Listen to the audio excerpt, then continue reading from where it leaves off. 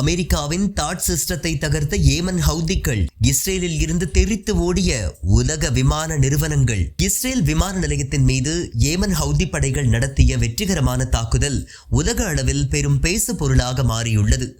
Yemen ஞாயிற்றுக்கிழமை வெளியிட்ட அறிக்கையில் காசாவை ஆதரிக்கும் சியோனிஸ் அமைப்பின் சமீபத்திய தாக்குதலுக்கு பதிலடியாக இஸ்ரேல் மீது வான் முற்றுகையை அமல்படுத்த போவதாக அதன் செய்தி தொடர்பாளர் பிரிகேடியர் ஜெனரல் யஹ்யா சாரி தெரிவித்துள்ளார். இஸ்ரேலில் உள்ள லாட் விமான நிலையம் என்று அழைக்கப்படும் பென் குரியன் விமான நிலையத்தை முதன்மை இலக்காக கொண்டு விமான நிலையங்களை மீண்டும் மீண்டும் தாக்குவதன் மூலம் எங்கள் நாடு இதை செயல்படுத்தும் என்று அவர் தெரிவித்துள்ளார். இந்த அறிவிப்பு வெளியிட்ட சில மணி நேரங்களில் அனைத்து சர்வதேச விமான நிறுவனங்களும் தங்கள் விமானங்கள் மற்றும் பயணிகளின் பாதுகாப்பிற்காக இஸ்ரேல் விமான நிலையங்களுக்கு செல்லும் அனைத்து விமானங்களையும் ரத்து செய்வதாக அறிவித்து வருகின்றன. லெபனான் மற்றும் சிரியா போன்ற அரபு நாடுகளை குறிவைத்து இஸ்ரேல் நடத்தும் அத்துமீறல்களை பெருமை மிக்க சுதந்திரமான ஏமன் ஏற்றுக்கொள்ளாது, எங்கள் நாடு மோதலுக்கு அஞ்சாது என்றும் அடிபணிதல் மற்றும் சரணடைதலை நிராகரிக்கும் என்றும் அந்த அறிக்கையில் கூறப்பட்டுள்ளது. டெல் அவீவில் உள்ள பென் குரியன் விமான நிலையத்தின் டெர்மினல் 3 அருகே ஏமன் ஏவப்பட்ட ஏவுகணை மோதியதாகவும் இதனால் புகை மூட்டங்கள் உருவாகியதாகவும் இதனால் விமானங்கள் மற்றும் அருகிலுள்ள ரயில் போக்குவரத்து பாதிக்கப்பட்டதாகவும் இஸ்ரேல் ஊடகங்கள் உறுதிப்படுத்தியுள்ளன. இந்த தாக்குதலில் பலர் காயமடைந்ததாகவும் இஸ்ரேலிய ஊடகங்கள் ஞாயிற்றுக்கிழமை செய்தி வெளியிட்டன. இந்த ஏவுகணை அமெரிக்க மற்றும் இஸ்ரேலிய பாதுகாப்பு அமைப்புகளின் இடைமறிப்பு முயற்சிகளை தாண்டி சென்று தாக்கியுள்ளது உலக அளவில் கவனத்தை பெற்றுள்ளது. இஸ்ரேல் பாதுகாப்பு அமைப்பின் கூற்றுப்படி ஆரோ 3 அல்லது தாட் ஏவுகணை பாதுகாப்பு அமைப்புகள் ஏவுகணையை வெற்றிகரமாக இடைமறிக்கவில்லை. பென் குரியன் விமான நிலையத்தின் பாதுகாப்பு குறித்து இஸ்ரேலிய ஆக்கிரமிப்பாளர்களிடையே எச்சரிக்கை எழுந்துள்ளதாக சேனல் 12 தெரிவித்துள்ளது. விமான நிறுவனங்கள் இப்பகுதிக்கான விமானங்களை நிறுத்தக்கூடும் என இஸ்ரேலியர்களிடையே கவலையை அதிகரித்துள்ளது. சாடா மற்றும் பிற மாகாணங்களில் அமெரிக்கா டசன் கணக்கான செயற்கைக்கோள்களை நிலைநிறுத்திய போதிலும் ஏமன் ஆயுதப்படைகளின் ஆயுதங்களை செயலிழக்க செய்ய அமெரிக்கா தவறிவிட்டதாக ஏமன் உயர்மட்ட அதிகாரிகள் அல் மயாதீரிடம் கூறியுள்ளனர். லுஃப்தான்சா, ஏர் பிரான்ஸ், டெல்டா மற்றும் விஸ் ஏர் போன்ற பல முக்கிய சர்வதேச விமான நிறுவனங்கள் தங்களது சேவைகளை நிறுத்தியுள்ளன. ஸ்விஸ், ஆஸ்ட்ரியா ஏர்லைன்ஸ் மற்றும் பிரசல்ஸ் ஏர்லைன்ஸ் ஆகியவற்றை உள்ளடக்கிய லுஃப்தான்சா குழுமம், ஏர் இந்தியா ஆகியவை மே 6ஆம் தேதி வரை பென் குரியன் விமான நிலையத்திற்கு செல்லும் மற்றும் புறப்படும் அனைத்து விமானங்களையும் ரத்து செய்வதாக அறிவித்துள்ளன. ஏர் பிரான்ஸ் ஞாயிற்றுக்கிழமை டெல் அவீவ் செல்லும் விமானங்களை ரத்து செய்தது. அதேபோல TUS ஏர்வேஸ் மே 5ஆம் தேதி வரை சைப்ரஸிற்கு செல்லும் மற்றும் புறப்படும் விமானங்களை ரத்து செய்துள்ளது. வழித்தடங்களையுடைய மேலும் பிரிட்டிஷ் ஏர்வேஸ் மே 7ஆம் தேதி வரை தனது சேவைகளை ரத்து செய்துள்ளது.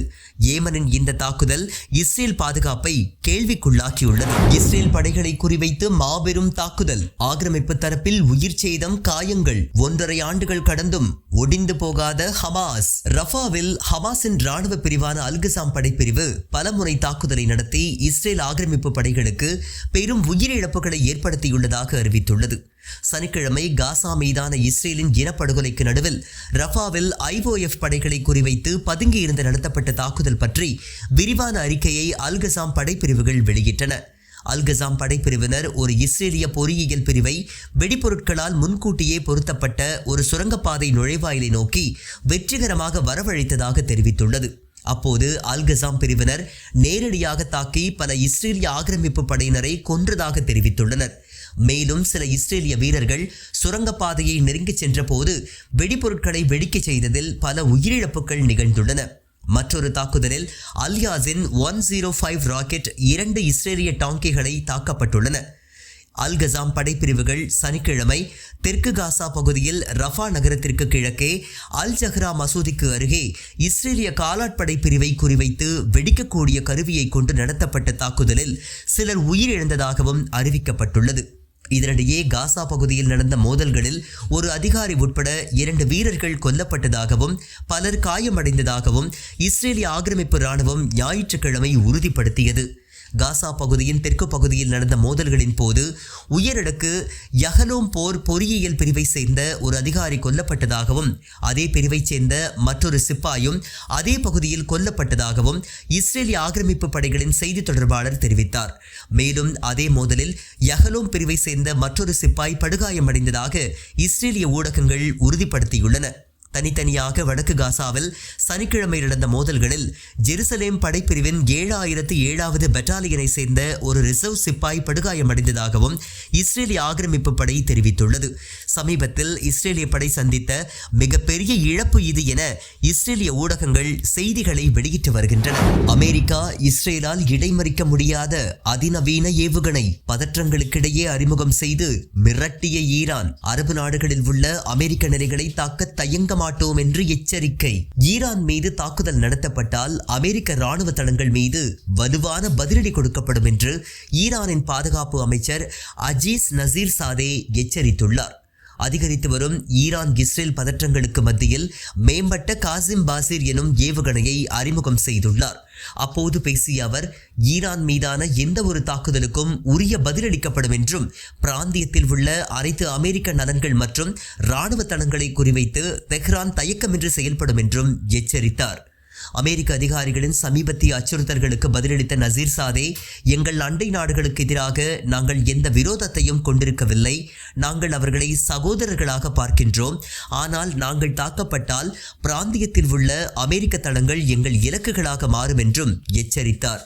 புதிதாக அறிமுகப்படுத்தப்பட்ட காசிம் பாசிர் ஏவுகணை மேம்பட்ட வழிகாட்டுதல் மற்றும் நவீன திறன்களை கொண்டுள்ளது. இது பாலிஸ்டிக் ஏவுகணைகளை இடைமறிக்க வடிவமைக்கப்பட்ட அனைத்து பாதுகாப்பு அமைப்புகளையும் முறியடிக்கும் திறன் கொண்டது என்று குறிப்பிட்டார். காசிம் பாசிர் ஏவுகணை அதன் இலக்குகளை அதிக துல்லியத்துடன் தாக்கும் வல்லமை கொண்டது.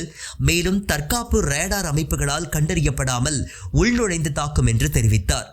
ஈரானிய அரசு தொலைக்காட்சியின்படி காசிம் பாசிர் ஏவுகணை 2 முக்கிய ட்ரூ ப்ராமிஸ் நடவடிக்கைகளின் போது பெறப்பட்ட அனுபவங்களின் அடிப்படையில் உருவாக்கப்பட்டுள்ளதாக தெரிவித்துள்ளது. இதனிடையே பென்குரியன் விமான நிலையத்தில் ஏமன் ஏவுகணை தாக்குதலுக்கு எதிரான இஸ்ரேலிய எதிர்வினை குறித்து கருத்து தெரிவித்த இஸ்ரேலிய பிரதமர் பெஞ்சமின் நெதன்யாகு பொருத்தமான நேரத்தில் மற்றும் இடத்தில் ஈரானுக்கு பதிலடி கொடுக்கப்படும் என்று தெரிவித்தார். தெஹ்ரானின் அணுசக்தி திட்டம் தொடர்பாக ஈரானுக்கும் அமெரிக்காவிற்கும் இடையிலான 4வது சுற்று பேச்சுவார்த்தை ஒத்திவைக்கப்பட்டதை தொடர்ந்து சமீப நாட்களில் ஈரானுக்கும் இஸ்ரேலிய ஆக்கிரமிப்புக்கும் இடையே பதற்றங்கள் அதிகரித்து வருகின்றன. இஸ்ரேலிய வலைத்தளமான பாலாவின் அறிக்கைகளின்படி ஈரானிடம் இஸ்ரேலை அடையும் திறன் கொண்ட சுமார் 2000 பாலிஸ்டிக் ஏவுகணைகள் உள்ளதாக தகவல்களை வெளியிட்டுள்ளன. மேலும் இஸ்ரேலிய ராணுவம் கடந்த 18 மாதங்களாக ஈரானின் அணுசக்தி நிலையங்களை தாக்க அதன் செயல்பாடு தயார் நிலையில் உள்ளதாகவும், ஆனால் அமெரிக்க அதிபர் டிரம்பின் அனுமதி இல்லாமல் பிரதமர் பெஞ்சமின் நெதன்யாகு ஒருதலை பட்சமாக தாக்குதலை தொடங்க அவர் அனுமதிக்க மாட்டார் என்பதாகவும் தெரிவித்துள்ளது.